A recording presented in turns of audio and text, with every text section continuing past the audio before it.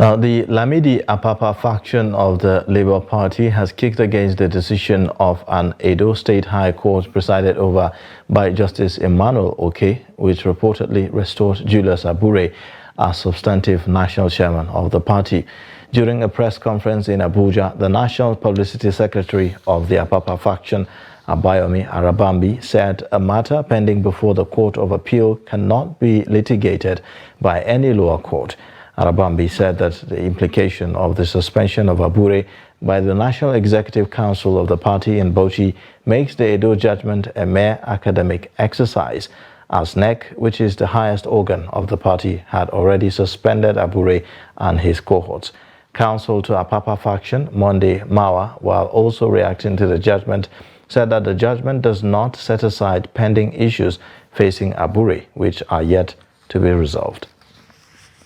I felt it is necessary to set this record straight that Abure himself was the one that appealed that judgment of the ruling of May 12, where the court sustained the order restraining him and restraining the former National Secretary, restraining the former National Organizing Secretary, that's Clement Ojukwu, and restraining the former National Treasurer. And they have appealed the judgment into the Court of Appeal, which is yet to be heard. He also filed motion for stay of proceeding. He went about last week that Court of Appeal are reinstated him. If Court of Appeal are reinstated him, what is the jubilation about an Edo State High Court that has also now said they are, returning Abure to office? It just marked, some form of responsibility on the part of Abure and his media, cohort. But we are letting the public know that that matter is pending before Court of Appeal in Abuja, and no junior court can adjudicate over any matter before a higher court. NEC, which is the highest organ of the party, has further suspended him.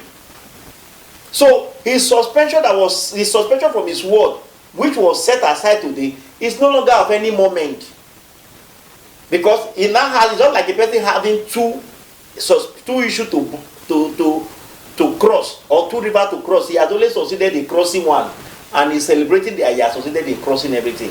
Unfortunately, that is where he is, and that is the reason I said I do not see reason why anybody should be celebrating what transpired in Benin today. There is nothing to celebrate. So I think that is the position.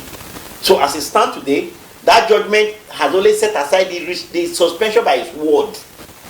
Not the restraining order of FCT High Court. That restraining order still remains, and then the suspension of their suspension by NEC still remains. So you can see that the judgment seems not to even make any difference for him. So he still remains suspended and remains restrained.